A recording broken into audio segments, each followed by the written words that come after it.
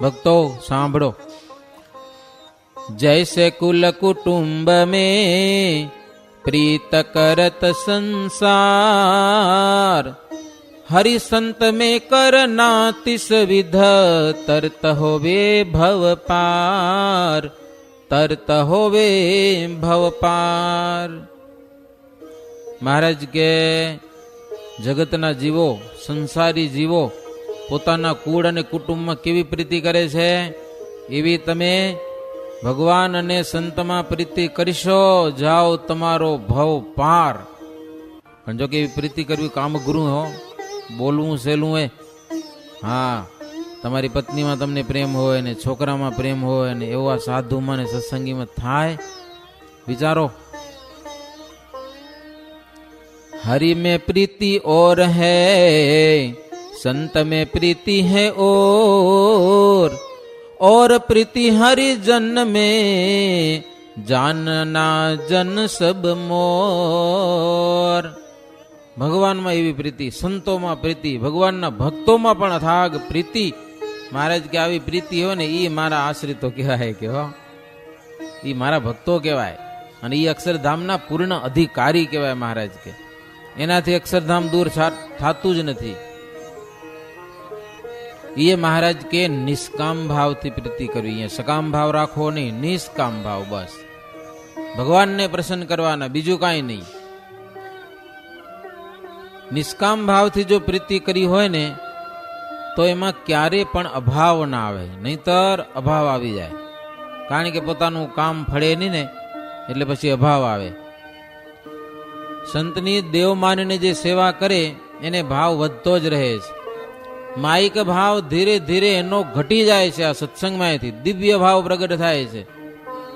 માત પિતા પુત્રની સેવા કરે છે, એ જો તમને બરાબર ખ્યાલ આવી જશે. દીકરાની સેવા કરે કે ન કરે? મા બાપ એના મળમૂત્ર ધોય, રાત્રિ દિવસ મળમૂત્ર કરે તોય ધુવે, અભાવ આવે? દીકરાનો માને અભાવ આવે?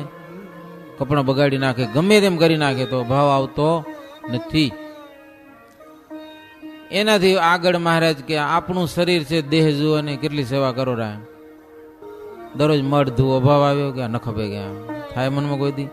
દરરોજ વાહે પાણી લેવું પડે કે હો, દરરોજ ધોવું પડે, અભાવ આવે કોઈ દિવસ? કયો તો ખરા.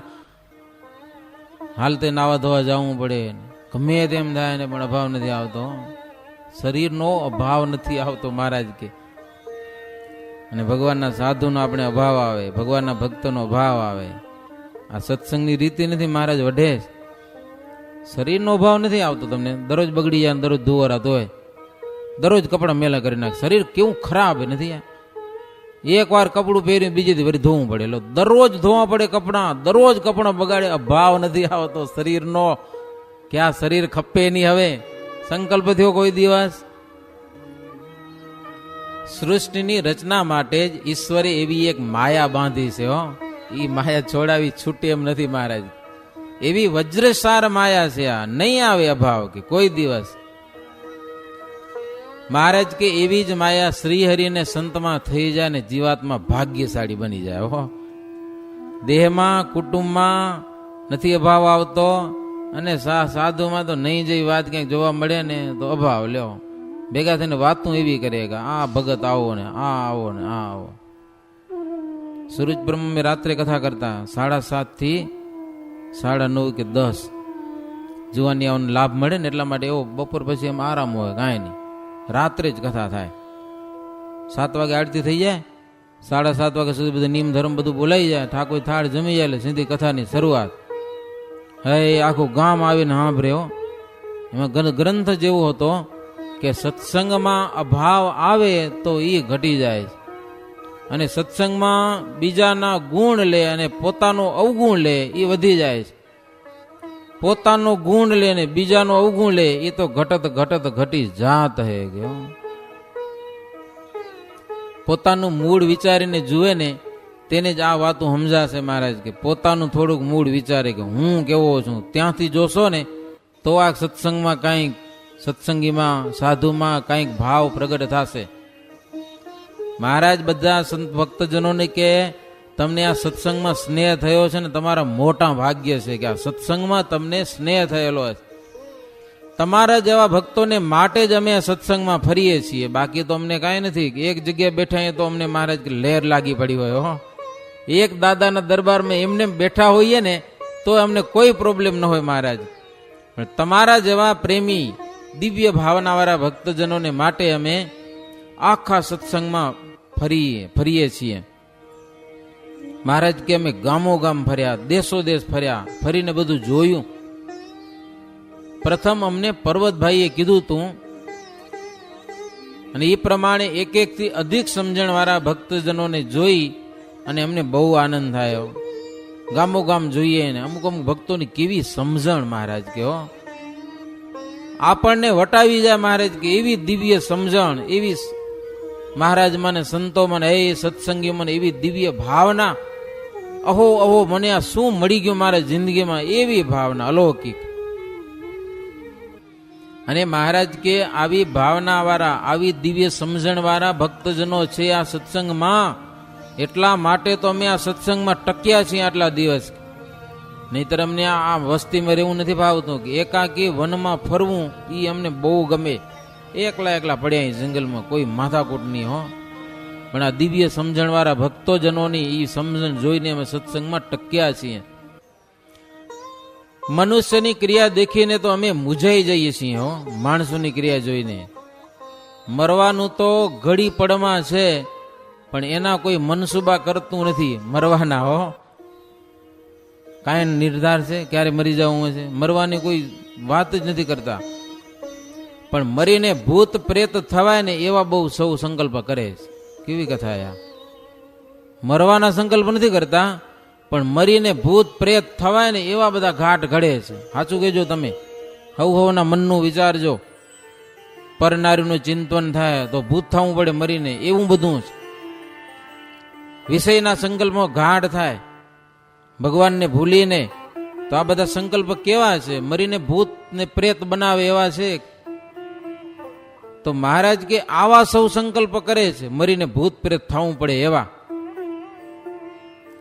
અને એવા ઘાટ કરાવે એવા દેહ કુટુંબ વારે વારે પામીને અનેક દુઃખ ભોગવ્યા છે. હો, કુટુંબ સંબંધિત સંકલ્પો, પુત્ર પરિવારના સંકલ્પો થાય, ભગવાનના સંકલ્પો જરાય નહીં.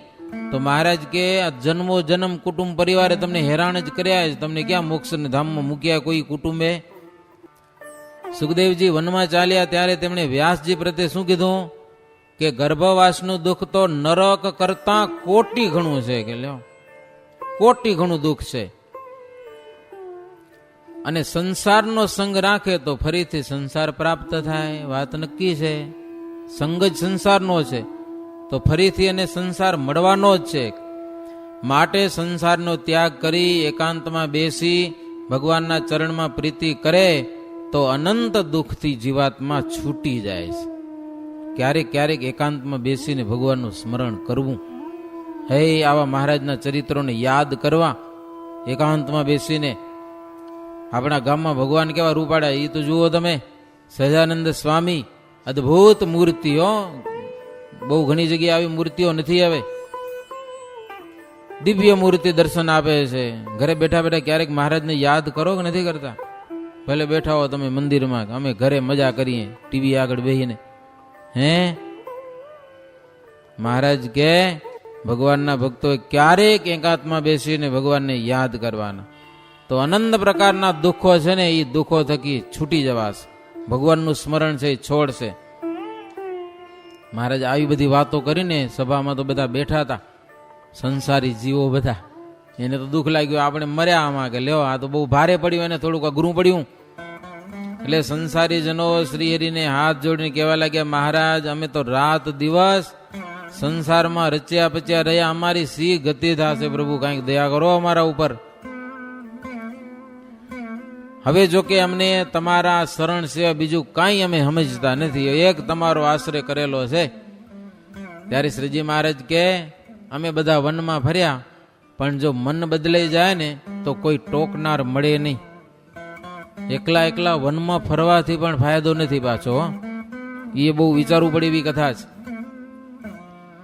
પ્રિયવ્રત રાજા વનમાં ભાગી ગયા હતા એકલા, મેરુ પર્વત ઉપર ચડી ગયા હતા તપ કરવા માટે. બ્રહ્મા સમજાવીને એને માન ઘરે લઈ આવ્યા. હો, આવો વૈરાગ થઈ જાય, ભાગી જાય બધા. એકલ શૃંગી મુનિ, ચ્યવન મુનિ, સૌભરી ઋષિ મહાસમર્થ હતા. હે એ બધા રાજપાટ છોડીને વનમાં એકલા એકલા તપ કરતા હતા. હો, પણ વિષયનો થોડોક યોગ થયો ને, વિષયનો તો માય રોગ પહી ગયો. મહારાજ કે એના મોટા મોટા યોગીઓમાં થોડોક વિષયનો યોગ થયો અને અંતરમાં રોગ ઘૂસી ગયો અને તપથી પડ્યા. સંસારમાં પ્રીતિ કરી, લગ્ન કરી લીધા બાયડીઓ હાથે. હા, એકલ શૃંગી મુનિ જેવા, સૌભરી જેવા લગ્ન કર્યા લ્યો. અને તપમાં જેટલો ભાવ હતો ને એના કરતા સંસારમાં અધિકપણે ચોંટ્યા પાછા. હો, એવા ચોંટ્યા કે વાત મૂકી દો. સત્સંગ સમ વન નહીં કોવું, રામાનંદ સ્વામી કહે સો. સત્સંગ में समझ जैसी, 14 भुवन में नहीं तैसी.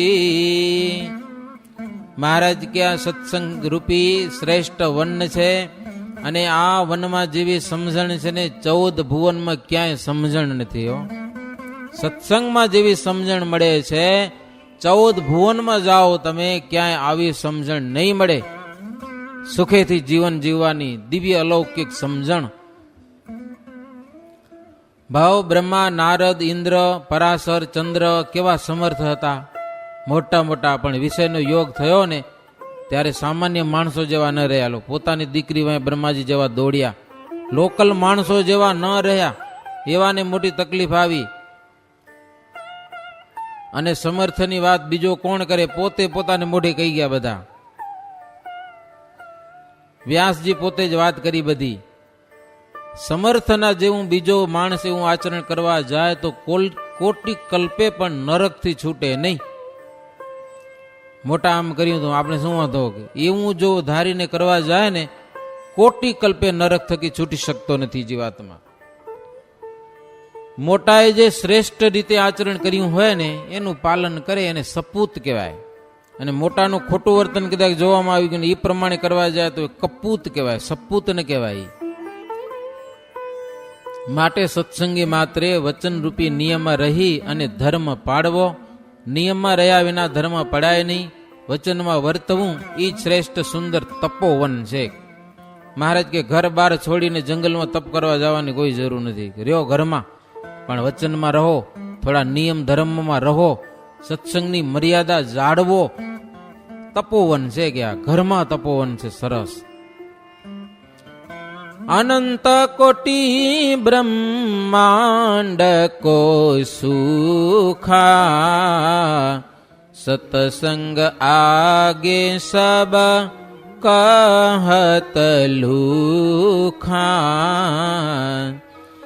સતસંગ में मिलत फल भारी, कबहु न होवत કોઈ ભિખારી.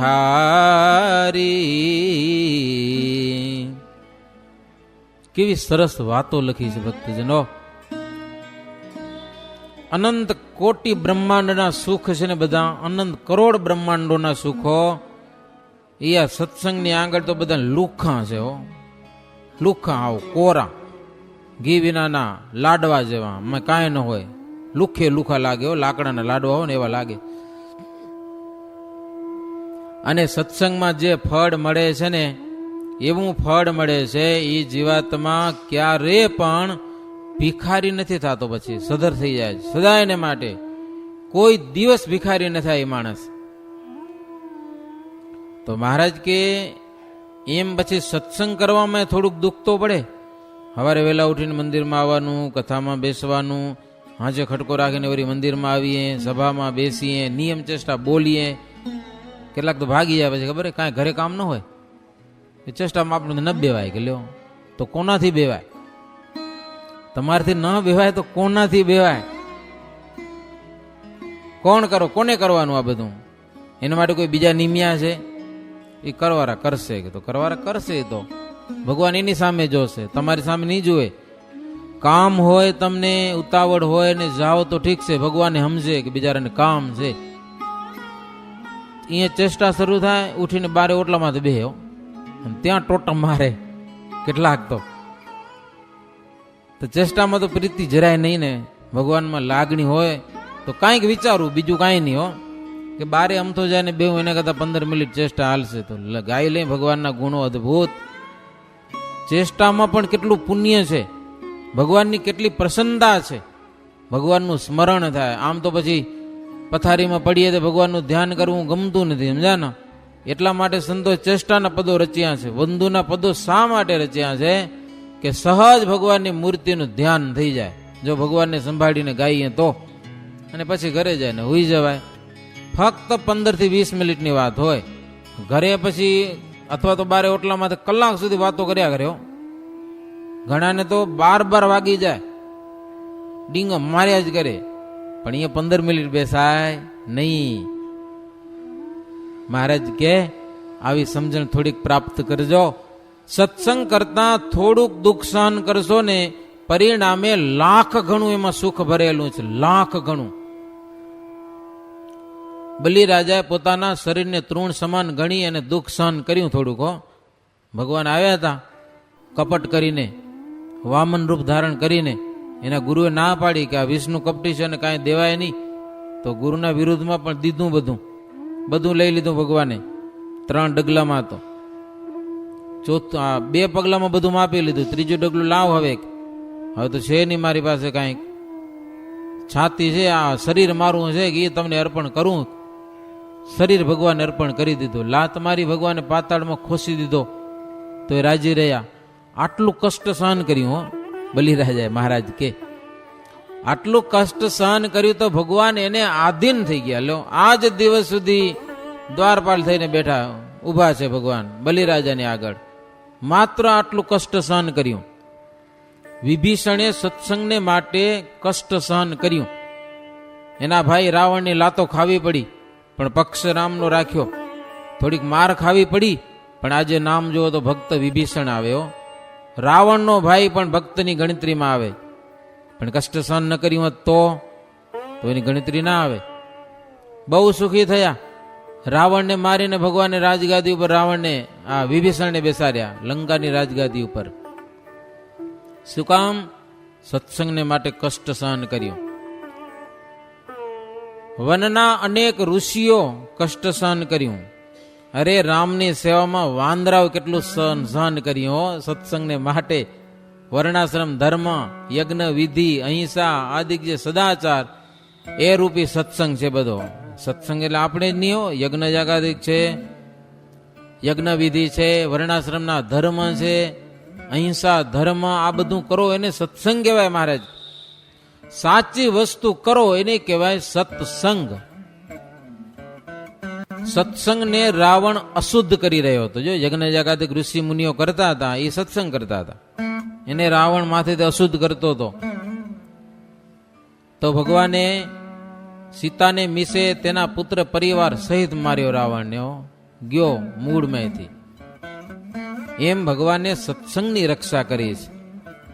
વસુદેવ અને દેવકી યાદવોએ પણ સત્સંગને માટે કષ્ટ સહન કર્યા. ગોકુળમાં ગોપીઓ પણ સત્સંગને માટે દુઃખ સહ્યા. લખ્યું છે એવું બોલું તો ભગવાને એની કેટલી રક્ષા કરી. પૂતનાને મારી, તૃણાવર્તને માર્યો, કેટલા અસુરોને મારીને રક્ષા કરી બધાને. કોપેલા ઇન્દ્ર થકી પણ ગોપીઓની ભગવાને રક્ષા કરી, તમામ ગોવાળોની. અને બધાની શ્રીહરિ સાથે નિશ્ચળ સ્નેહ થયો. તો આ સત્સંગમાં કંઈક થોડું જાજુ કષ્ટ સહન કરે ને એના જેવો કોઈ શ્રેષ્ઠ હરિભગત નથી આ સત્સંગમાં. સત્સંગના આશ્રય વિના સંસારમાં રહી અને તેનાથી ન્યારું રહી શકાય નહીં. સત્સંગથી હંમેશા સત્સંગમાં રહેવું સમજી વિચારીને. હરિજન મરી કે જાય હરિધામા, પ્રગટ દરસ દેત સુંદર શ્યામા. સતસંગ કરન કો ફલ ही जेता, तब ही महात्मा પરત તેતા. શ્રીજી મહારાજ કે ભગવાનનો ભક્ત છે, દેહ મૂકીને ભગવાનના ધામમાં જાય છે. આખી જિંદગી સત્સંગ કર્યો હોય, સમજણથી સત્સંગ કર્યો હોય, ક્યારેક મંદિરમાં માન અપમાન થાય, સહન કરી લીધા હોય, કમિટીમાં રહીને સેવા કરતા હોય, કોઈ કાંઈ કે સહન કરવું પડ્યું. બધું આ સહેલું નથી. કેટલાક નિયમ થાય કે મોટા થઈને બેઠા, મંદિરના પ્રમુખ થઈને બેઠા, થાજો તો ખરા, ખબર પડશે કેવા ઠોલા આવે ચારે બાજુથી. આખા ગામનું સહન કરવું પડે.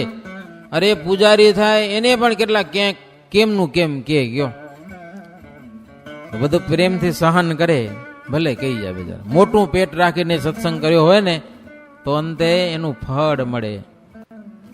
શું ફળ મળે? મહારાજ દર્શન દેવ અંત સમય. ભગવાન આગળ આવીને ઉભા રહે, અંતકાળે ભગવાન આગળ આવીને ઉભા રહે. પ્રગટ દર્શ દેત સુંદર શ્યામા અંત સમય. આખી જિંદગી સત્સંગ કરવાનું આ ફળ છે. અંતકાળે ભગવાનના દર્શન થાય એવું ભગવાનનું પ્રગટ મહાત્મ્ય છે. ગર્ભવાસનું દુઃખ જેમ બહાર આવ્યા પછી જણાતું નથી, જણાય? ગર્ભવાસને કેટલા દુઃખ ભોગવ્યા આપણે, કાંઈ ખબર નથી ગયું બધું. એમ મહારાજ કે સત્સંગ કરતા કરતા કેટલું સહન કર્યું હોય ગમે તેવું, પછી મરીને ભગવાનના ધામમાં જાય તો કઈ યાદ નથી રહેતું. આ બધું જાય છે, પછી ભૂલાઈ જાય બધું. જેમ ગર્ભવાસનું દુઃખ ભૂલાઈ ગયું એમ આખી જિંદગી સત્સંગ કરે ને લોકોને ટોકા સહન કરે, ગમે તેમ કરીને સત્સંગનો પક્ષ રાખે. કેટલી જાતની વિટંબણાઓ આવે જિંદગી સુધીમાં. તો મને તો ખબર નથી તમારો ઇતિહાસ બધા આ સત્સંગને માટે કેવા પક્ષ રાખી ગયા. તમારા વડીલો કેટલાક તો જીવતા હશે હજી, આ માથા ફાડ્યા, સમજાય કે નહીં? સત્સંગનો પક્ષ રાખવાને માટે કેટલા માથા ફાડ્યા હશે એ તો એને ખબર હશે. મંદિરમાં આવતા તો માથામાં તહારા બાંધીને આવતા, ધોકા આવે તો વાંધો ના, માથું ફાટી ન જાય. એવા પક્ષ રાખ્યા હશે, એને કષ્ટની ખબર હશે, કેવા કષ્ટો સહન કર્યા હતા. એવા કષ્ટો સહન કરીને આ સત્સંગમાં, સાધુમાં, ભગવાનમાં, શાસ્ત્રોમાં દિવ્ય ભાવના કેળવી અને સત્સંગ કરતા કરતા કરતા અંતકાળ સમય આવે ને પછી ભગવાનના ધામમાં જાય. પછી આ બધા દુઃખ ભોગવ્યા હોય ને એ તો પછી બધા ભૂલાઈ જાય ને, પછી આનંદ થઈ જાય છે. એટલે અહીંનું દુઃખ છે એ ત્યાં કોઈ જણાતું નથી, કોઈ જણાવતું નથી મહારાજ કે. એટલે હમણાં થોડાક સહન કરી લેવા. જેમ ગર્ભવાસ ભોગવી જાય છીએ ને એમાં જિંદગી સુધી કા સત્સંગ કરતા કરતા, સત્સંગનો પક્ષ રાખતા કાંઈ કષ્ટ આવે મહારાજ કે તો પ્રેમથી રાજીપે સહન કરી લેવું, બસ એનું ફળ અંતે મહારાજ ચોક્કસ આપશે. એટલી વાત કરી રહ્યા પછી ભગવાન શ્રીહરિ ભક્તજનોને સંતની પૂજા કરવાની આજ્ઞા કરી. એટલે ભક્તજનો બધા સંતોની પણ પૂજા કરી, એક એક વસ્ત્ર ઓઢાડ્યું છે. મુક્તાનંદ સ્વામી કે ઉત્તમ રાજા, કેવી વાતો આ સત્સંગની, મહારાજની. આવા સુખ ભક્તજનોને કોઈ અવતારમાં નથી મળ્યા. કોઈ અવતારમાં કોઈ ભક્તજનો આવા સુખ ભોગવ્યા નથી. ભગવાન સંબંધી કાળના બળને જાણી અને શ્રીહરિએ આ વેળા અતિશય કરુણા કરે છે. કઈ ન શકાય એવી મહારાજની કરુણા છે આ સત્સંગ ઉપર. ગામો ગામ ભરીને ભક્તજનોના ઘરો ઘર મહારાજ પધાર્યો, ઘરો ઘર. અને તેની પૂજા મેવા, મીઠાઈ, ફળ, ફૂલ જે અર્પણ કરે ભાવથી પ્રેમથી શ્રીજી મહારાજ સ્વીકાર કરે.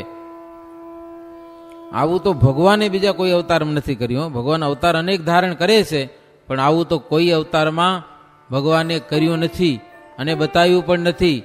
અને ભક્તજનોને આવો એક આનંદ, આવું સુખ, આવો જે એક મજો સત્સંગનો એ કોઈ અવતારમાં આપ્યું નથી. આ અવતારમાં તો ભગવાનની લીલા લહેર કરી દીધી. લહેર કરો એવો અવતાર ભક્તજનો આપણને મળ્યો છે. અને આવી દિવ્ય અલૌકિક અદ્ભુત કથા આપણને સાંભળવા મળે છે. આવી કથા સાંભળી અને આપણા આત્માને શુદ્ધ ધોઈ નાખવો, હાવ સમજા ને, દૂધથી ધોઈ ચોખ્ખો કરી અને ભગવાનના ચરણમાં આપી દેવો જીવાત્મા. લ્યો પ્રભુ, આ તમારો ભગત છે. આવી સુંદર કથા આપણા અંતરમાં ઉતરે એવી ભગવાનના ચરણમાં પ્રાર્થના. આપણી સભામાં જો ભક્તજનો બે વડીલો છે, એમાં એક વડીલને તો વળી જાવું છે એટલે થોડી કથા વહેલી બંધ કરું છું.